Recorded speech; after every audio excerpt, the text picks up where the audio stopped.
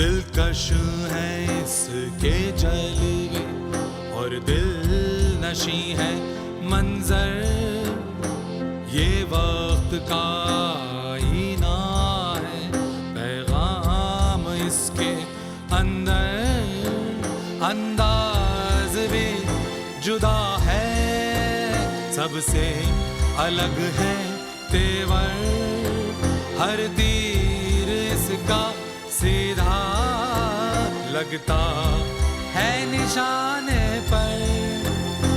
ये तरकशे मंटो है, ये तरकशे मंटो है, ये तरकशे मंटो है, ये तरकशे मंटो है।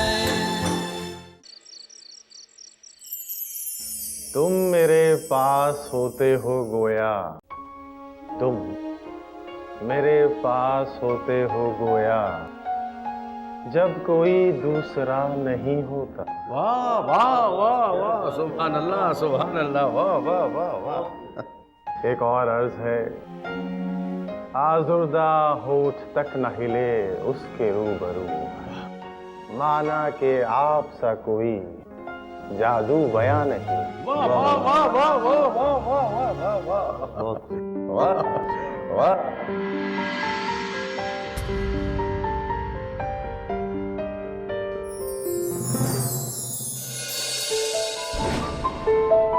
आदाब।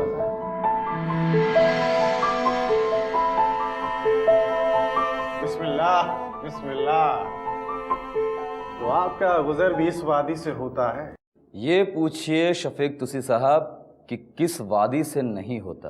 वाह वाह मंटो साहब, ये हुई ना एंटी की पेंटी का पूत, धड़न तकता है। जहे नसीब मंटो साहब आप तशरीफ लाए। अमा गोपीनाथ साहब, आप बुलाएं और हम ना आए, ऐसा हो सकता है?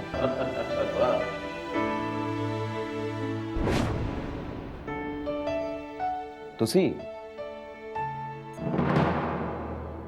शफीक तुसी, अब जी जनाब तुसी साहब, तो आप भी यहां तशरीफ रखते हैं? जैसे नाचीज तो हवा का झोंका है हुजूर। आज यहाँ कल वहां, आप जैसे करम फरमाओं का करम है। बेशक। और मिजाज कैसे हैं जनाब? अब देख ही रहे हैं साहब, सदाबहार है। शगल वही पुराना दिल चुराना। यानी कोई तब्दीली नहीं? ना साहब ना ना ना, तुसी बदल जाए ये मुमकिन नहीं। वाह वाह वाह वाह वाह। साहब मुकम्मल तो होने दीजिए। तुसी बदल जाए ये मुमकिन नहीं, हालात से तो कम ज़र्फ बदला करते हैं। वाह वाह वाह वाह वाह वाह वाह, क्या कंटिन्यूटली मिलाई है, धड़न तकता। और गोपीनाथ साहब, जीनत को कार पसंद आई कि नहीं? अरे मंटो साहब, हमारी जीनो तो इन सब चीजों से बेनियाज है। माशाअल्लाह। आपको देखकर एक शेर याद आ गया,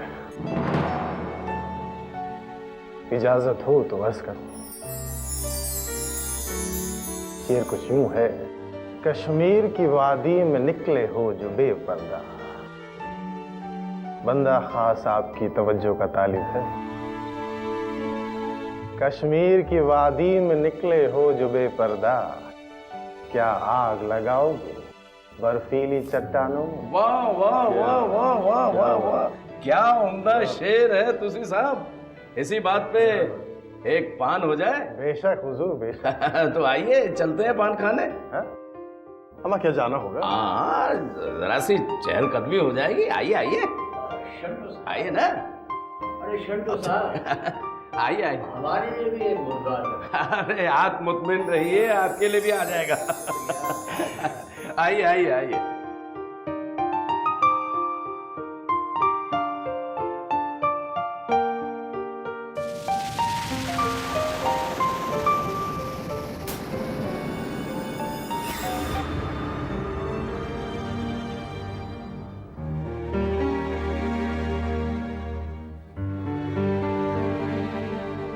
जीनत, आप इस शख्स के मुतालिक कुछ जानती हैं? लेकिन वो तो सैंडो भाई। मैं समझ गया था, वही इसे ला सकता हूं। आप जानती हैं वो किस तरह का इंसान है? अगर बता दूं तो आपके पैर तले की जमीन खिसक जाएगी। वो तो खुद ही मुझसे मंटो भाई। भाई कहा है ना आपने मुझे, इसलिए उसकी हरकत नागवार गुजरी। आप किस तरह से उससे नैन मटक्का कर रही थी, और वो किस बेशर्मी से आपसे बातें कर रहा था, और किस बेशर्मी से आप उससे बातें कर रही थी, एहसास है आपको? वो निहायत ही घटिया आदमी।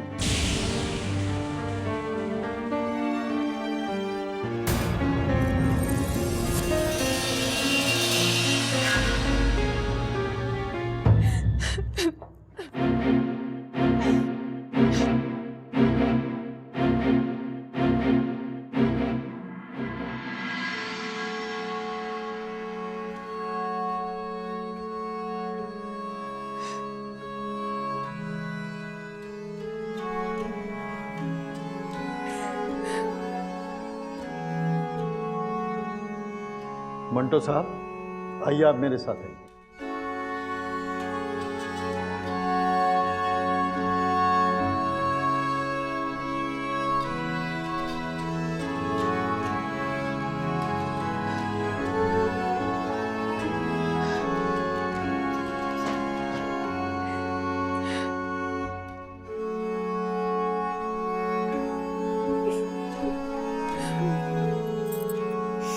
मंटो साहब, मुझे इस औरत से बहुत मोहब्बत है।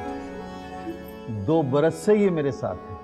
मैं हजरत गौसे पाक की कसम खाकर कहता हूँ कि कभी आज तक मुझे इससे कोई शिकायत नहीं। और इसकी बहनें यानी इसके पेशे की औरतें मुझे लूट लूट कर खाती रही। मैं हफ्तों उनके पास रहा हूँ, इसको कभी कोई शिकायत नहीं। ये अपना जेवर बेचकर गुजारा करती है। ये तो वाकई इनकी शराफत है। बेशक मंटो साहब, मैं पहले जैसा कह चुका हूँ कि मैं बहुत जल्द इस दुनिया से किनारा कश हो जाऊंगा, क्योंकि मेरी दौलत बहुत जल्द ख़त्म हो जाएगी और मैं चाहता हूँ कि ये अपने पैरों पर खड़ी हो जाए। गोपीनाथ साहब, आपका इरादा तो वाकई नेक है। जी मंटो साहब, मैंने इसको लाहौर में बहुत समझाया था कि दूसरी तवाइफों की तरफ देखो, जो वो करती हैं सीखो, अपने पैरों पर खड़ी हो जाओ। मेरी दौलत ख़त्म होने वाली है। एक दौलतमंद से गुजारा नहीं होता, और भी कोई दौलतमंद ढूंढ लें तो मुझे सुकून हो जाएगा। सही फरमाया आपने। लेकिन मंटो साहब, इसने मेरी एक नहीं सुनी। तमाम दिन शरीफ जादियों की तरह घर में बैठी रहती है। मैं गफ्फार साईं के मशवरे से इसको यहाँ बम्बई ले आया। बम्बई क्यों? भाई, गफ्फार साईं के पहचान की 2 तवाइफें यहाँ एक्ट्रेस हो गई हैं। अब मुझे लाए हुए इसको 2 महीने हो गए हैं। सरदार को लाहौर से बुलवाया है कि इसको कुछ गुर सिखा दे। यानी सरदार बेगम को लाहौर से खास इस काम के लिए बुलाया गया? हाँ, गफ्फार साईं से भी बहुत कुछ सीख सकती है, मगर ये कहती है कि बाबू आपकी बेइज्जती होगी। भला मुझे यहाँ कौन जानता है। मैं कहता हूँ कि बम्बई बहुत बड़ा शहर है, बहुत रईस ज़ादे हैं, किसी भी एक को पसंद कर ले, खुश रहे। बहुत मुनासिब मशवरा है। मंटो साहब, खुदा की कसम मैं चाहता हूं कि अपने पैरों पर खड़ी हो जाए। मैं 10,000 रुपये फौरन इसके बैंक में जमा कर दूं, लेकिन मैं जानता हूं कि सरदार बेगम एक एक पाई निकाल लेगी और ये बाहर होगी। हाँ, वो इस हद तक शातिर तो लगती हैं। आप ही इसे समझाइए कि कुछ चालाक बनने की कोशिश करे। जब से मैंने इसे मोटर खरीदी है, सरदार बेगम और ये शाम के वक्त सेंटर पार्क जाती हैं, लेकिन अभी कुछ कामयाबी नहीं मिली है। हाँ, सैंडो आज मुश्किल से मोहम्मद शफीक तुसी को लाया था। क्या राय है उसके बारे में आपकी? बाबू गोपीनाथ साहब, अगर मैंने शफीक तुसी के बारे में अपनी राय जाहिर कर दी तो भाई देखने में तो ठीक लगता है, पैसे वाला मालूम होता है, वैसे भी खूबसूरत है। क्यों जीनो, तुम्हें पसंद है वो? मैंने जब शफीक को जीनत के साथ हंस हंस कर बातें करते देखा तो मुझे हैरत ना हुई। तो फिर? यकीनन मैंने नोट किया हामिद साहब कि शफीक तुसी और जीनत की निगाहें आपस में टकरा कर कुछ कह रही थी। जीनत उस फन में बिल्कुल कोरी थी। जाहिर सी बात है, शफीक तुसी इस मैदान का पुराना खिलाड़ी ठहरा। हर आदमी जो शफीक तुसी को जानता है वो ये जरूर जानता है 40 बरस की उम्र तक सैकड़ों तवायफों ने उसे अपने यहां रखा। क्या बात कर रहे हैं आप? जी जनाब, ना सिर्फ रखा बल्कि उसे अच्छे से अच्छा खाना खिलाया, उम्दा से उम्दा कपड़े दिए, बेहतरीन मोटर कार खरीद कर दी, मगर उसने अपनी जेब से किसी तवायफ पर एक दमड़ी ना खर्च की। ऐसी क्या खूबी है इस शख्स में? औरतों के लिए जो खास तौर पे पेशेवर हैं, उसकी जालसाज तबीयत बड़ी जाज़िबे नजर है। वो बगैर कोशिश किए उनको अपनी तरफ खींच लेता। ओ, तो जनाब इन खूबियों के मालिक हैं। जी हामिद साहब, शफीक तुसी बड़े शातिर शिकारी हैं। हामिद साहब, जीनत से मुझे इसलिए भी हमदर्दी है कि वो मुझे भाई कहती है। वो एक मिलनसार, कमगो, सादा लौह, साफ सुथरी तबीयत की औरत है। शफीक तुसी तकरीबन 1.5 महीने तक जीनत के पास आता रहा। उसने जीनत के साथ कई रातें बसर की, लेकिन वो ऐसा आदमी नहीं था जो किसी औरत का सहारा बन सके। मंटो साहब, शफीक तुसी तो खाली खुली जेंटलमैन निकला, हमारी जीनत को धोखा दे गया।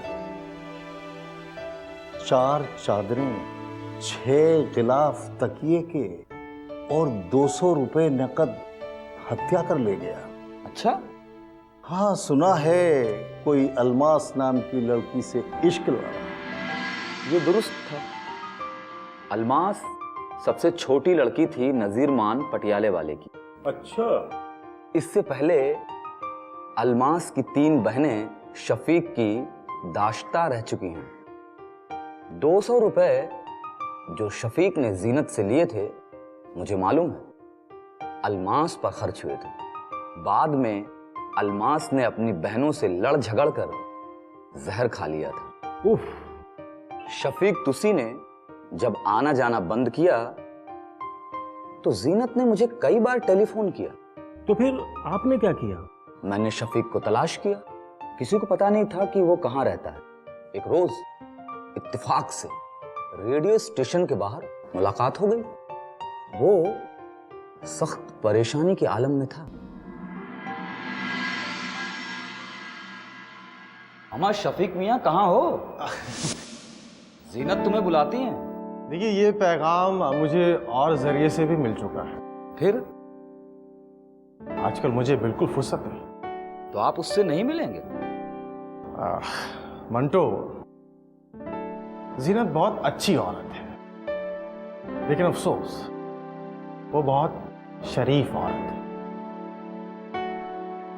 और ऐसी औरतें जो बीवियों जैसी लगे वो मुझे बिल्कुल पसंद नहीं। मैं चलूं?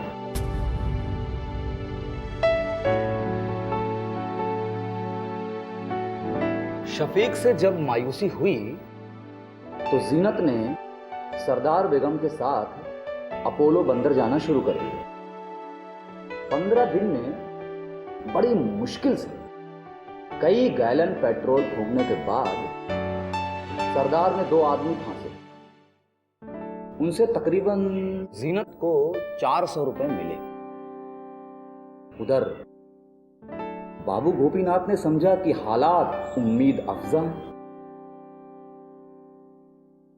उन दो में से एक ने, जो रेशमी कपड़ों की मिल का मालिक था, उसने जीनत से कहा कि वो उससे शादी करेगा। बहुत खूब। 1 महीना गुजर गया, लेकिन वो आदमी जीनत के पास न आया।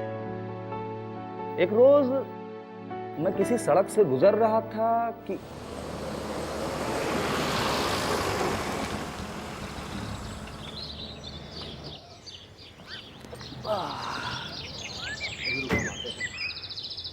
क्यों भाई, तुम्हारे पास ये मोटर कहां से आई? तुम जानते हो उस मोटर वाली को? हाँ जानता हूं। तो समझ जाओ कि ये मोटर हमारे पास कहां से आई।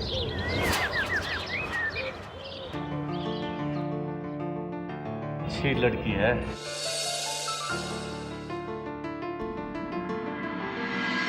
ये बताइए, यासीन मियां की जीनत से कैसे मुलाकात हुई?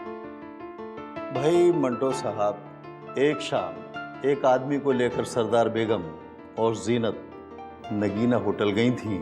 वहाँ उस आदमी से तो कुछ झगड़ा हो गया, वो चला गया, मगर इस बीच होटल मालिक से उसकी दोस्ती हो गई। यानी आप इनकी दोस्ती से मुतमईन हैं? हाँ हाँ, मैं तो बिल्कुल बहुत मुतमईन हूँ, क्योंकि मैंने देखा है कि 10-15 दिन की इस दोस्ती में यासीन मियाँ ने मेरी जीनत को बहुत उम्दा उम्दा साड़ियाँ दिलवाई हैं, और मैं चाहता हूँ कि इनकी दोस्ती और मजबूत हो जाए तो मैं सुकून के साथ अपना लाहौर लौट जाऊँ। मगर ऐसा हो ना सका।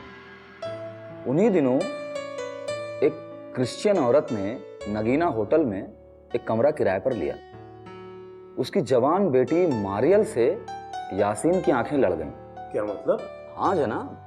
फिर जीनत? बेचारी जीनत होटल में बैठी रहती और यासीन सुबह शाम उस लड़की को जीनत की मोटर में घुमाता रहता। तो क्या इस बात की खबर बाबू गोपीनाथ को नहीं थी? बाबू गोपीनाथ को इस बात का इल्म होने पर बहुत दुख हुआ।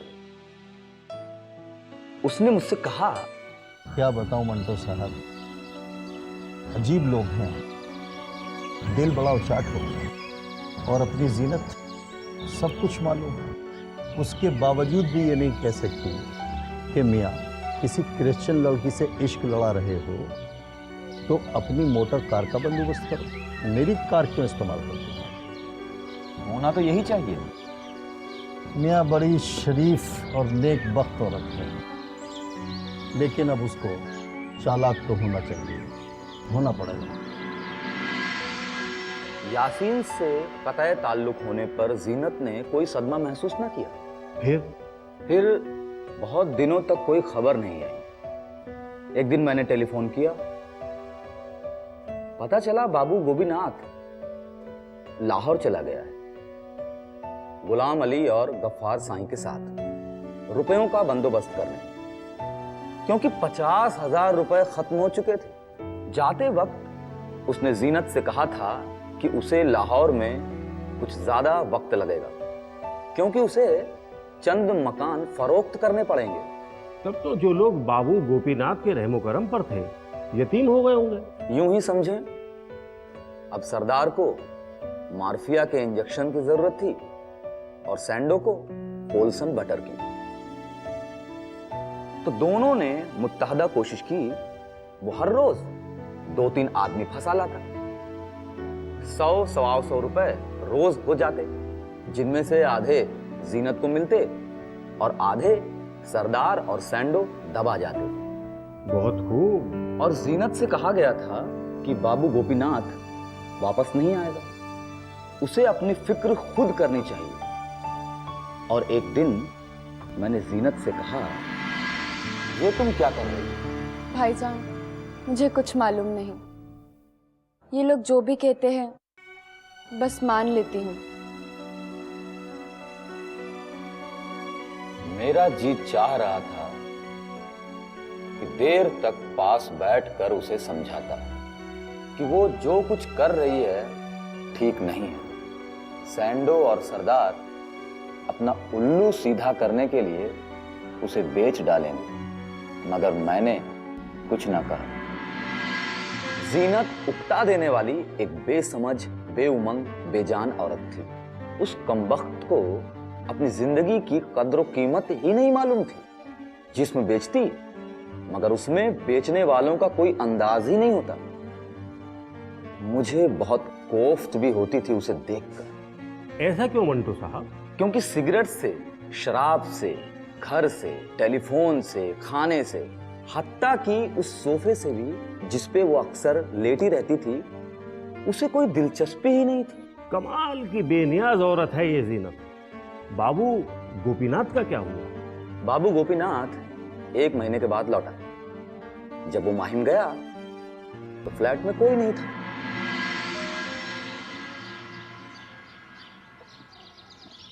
अरे मंटो भाई, कैसे हैं? आधा वर्ष। आधा वर्ष। भाई वो कहाँ है हमारी जीनत? वहां तो कोई भी नहीं। आपको नहीं पता? दरअसल आपकी गैर मौजूदगी में सैंडो और सरदार के मशवरे से आपकी जीनत ने बांद्रा के एक बंगले का बालाई हिस्सा किराए पर ले लिया था। और मुझे किसी ने खबर तक नहीं की। भाई कैसी है जीनत?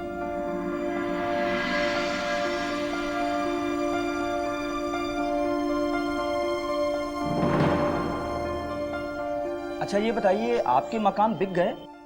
बामुश्किल तमाम 10,000 रुपए ला पाया हूं उनको बेच करके। गुलाम अली और गफ्फार साईं को वहीं लाहौर में छोड़ाया। भाई आप आइए, बांद्रा चलिए मेरे साथ। अरे सेंडो तुम? धड़न तकता।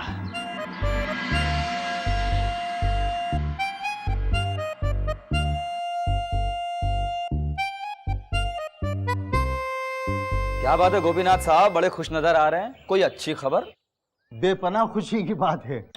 मेरी जीनत का रिश्ता हैदराबाद के एक ऊंचे घराने में हो रहा है। मेरा एक ये ख्वाब था जो पूरा होने जा रहा है। जितने भी पैसे लेकर के आया हूं सब उसके दहेज में खर्च कर दूंगा। दरअसल मेरे दिमाग में उस वक्त कोई ख्याल नहीं था। मैं ये सोच रहा था कि हैदराबाद सिंध का दौलतमंद जमींदार है कौन? कहीं ये सैंडो और सरदार बेगम की जालसाजी तो नहीं? बाद में इस बात की तस्दीक हो गई कि वो हकीकतन हैदराबाद का एक दौलतमंद जमींदार है। हैदराबाद के म्यूजिक टीचर की मार्फत जीनत से उसका तारुफ हुआ। ये म्यूजिक टीचर जीनत को गाना सिखाने की बेसूद कोशिश कर रहा था।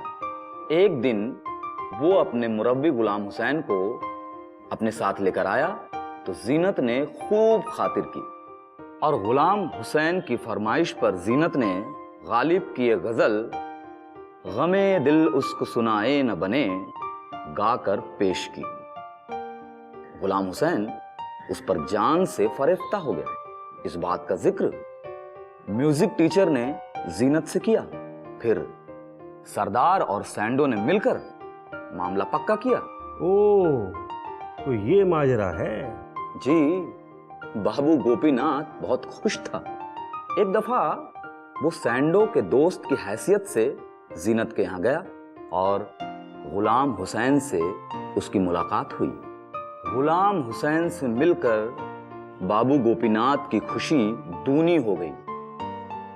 बाबू गोपीनाथ ने बड़े खुलूस के साथ जीनत की शादी का इंतजाम किया।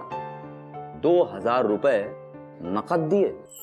जनाब अहमद वार साहब की दुख्तर जीनत वार से कलीम पातशाह बिन रशीद बादशाह बाअवज़ 2,000 रुपये महर सिक्का राजुल वक्त आपके निकाह में दी जाती है।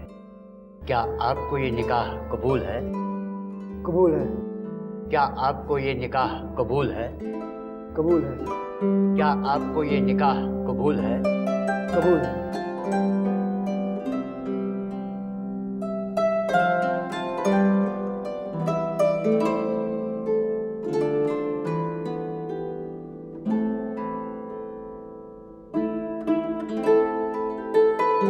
आमीन। मुबारक हो। मुबारक हो, मुबारक हो। मंटो साहब, हो गया एंटी का पेंटी का पू धड़न तकता।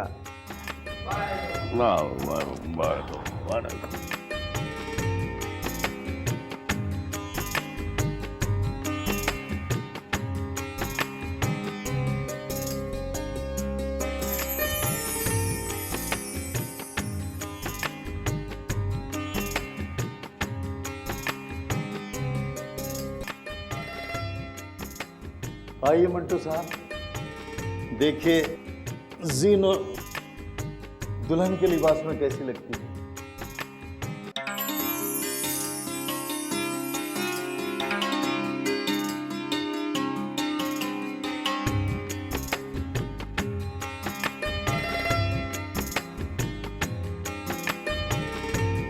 आदाब अर्ज भाईजान। आदाब।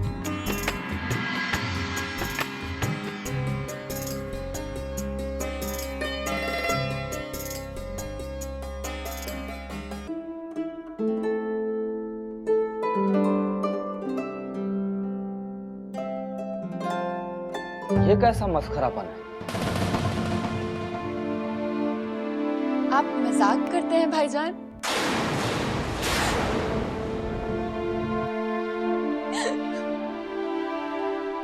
मंटू साहब, मैं तो आपको बड़ा समझदार और लायक इंसान समझता था।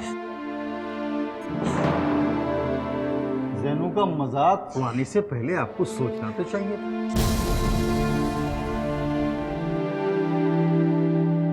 खुदा तुम्हें खुश रखे।